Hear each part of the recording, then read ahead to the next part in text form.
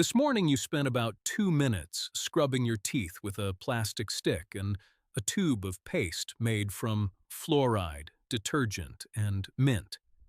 You have probably had a cavity, maybe a filling, maybe a root canal, maybe braces. And here is the part that should bother you.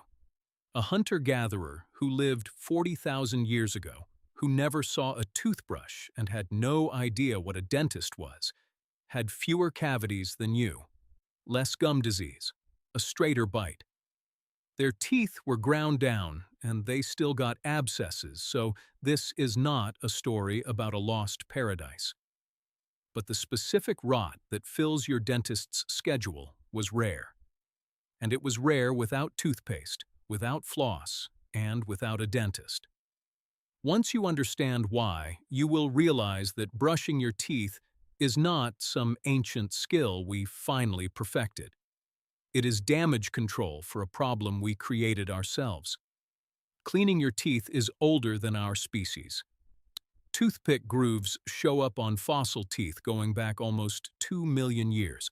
Tiny channels worn into enamel by something thin and firm, pushed between the teeth over and over. But the clearest case sits in a rock shelter called Krapina, in what is now Croatia. 4 Neanderthal teeth, 130,000 years old. 2 of them shoved out of position by an impacted molar. Around them, 6 toothpick grooves, scratches gouged into the dentin, chips broken off the enamel. This was not grooming. It was not habit. Someone was in pain and was digging at the tooth that hurt, with a bone splinter or a stiff stem of grass hard enough to break enamel. The anthropologist who examined those teeth, David Freyer, reads it as self-treatment. A Neanderthal doing dentistry on itself, 130,000 years before anyone invented the wheel. So our closest relatives were working on their teeth before our species existed.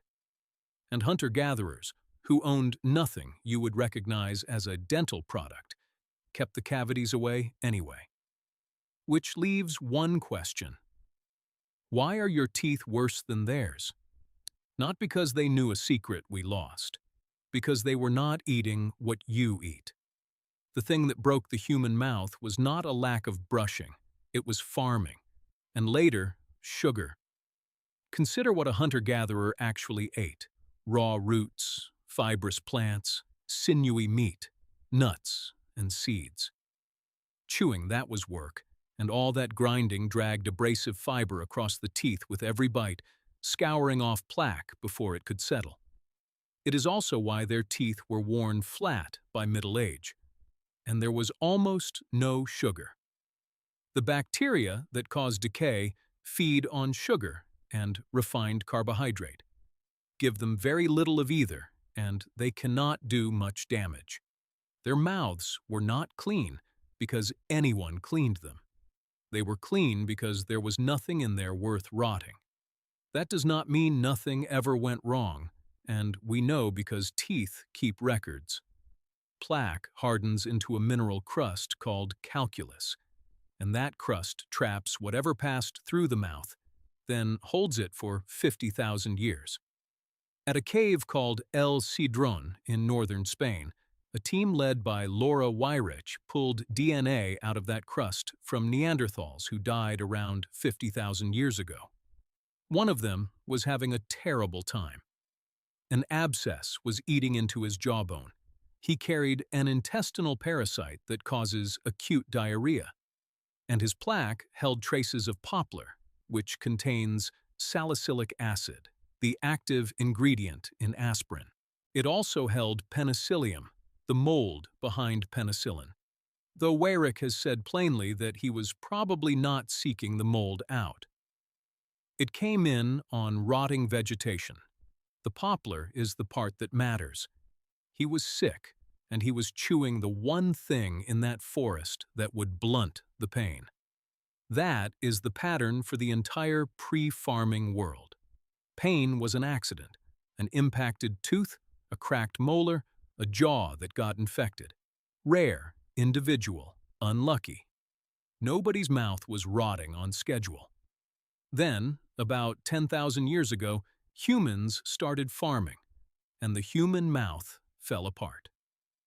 Compare hunter-gatherer teeth to the early farming populations that replaced them, and the shift is stark. Cavities, which had been uncommon, became ordinary. Gum disease climbed, and the jaw itself began to change. Soft, cooked, starchy food did not demand the heavy chewing that wild food did, and across these populations jaws grew smaller while the teeth stayed the same size. That is not the whole explanation for a crowded mouth. Genetics does plenty. But it is a large part of why crowding went from rare to routine, and it is a large part of why your wisdom teeth had nowhere to go. Farming fed vastly more people than hunting and gathering ever could, which is exactly why it won. It came with a bill, and part of that bill is in your mouth right now. Once farming wrecked our teeth, we started trying to fix them.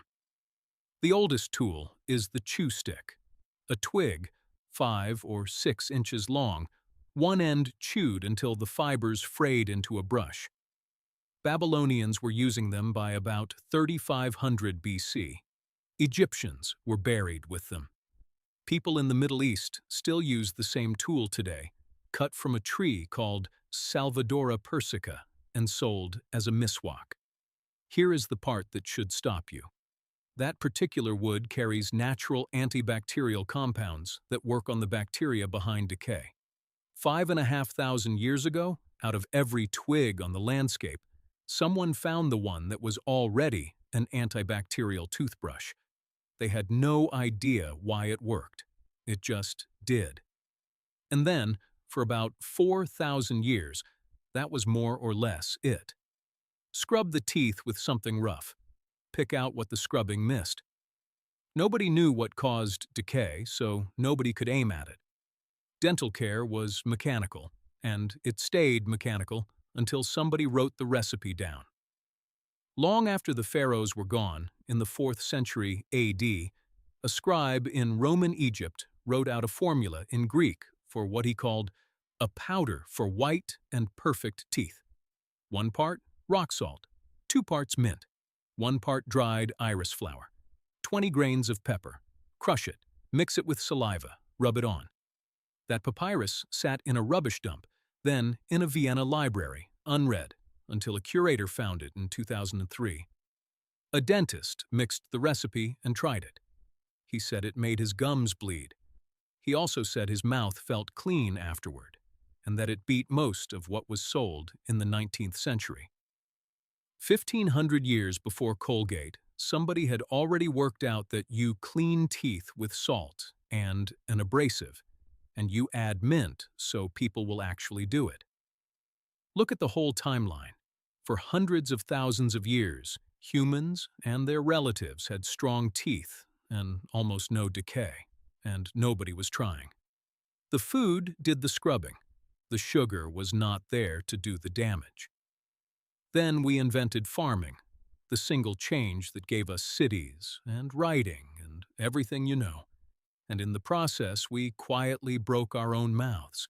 Every tool that came after, the chew stick, the tooth powder, the bristle brush, the floss, the fluoride, the dentist, all of it is us climbing back toward a mouth we already had before we learned to grow our own food.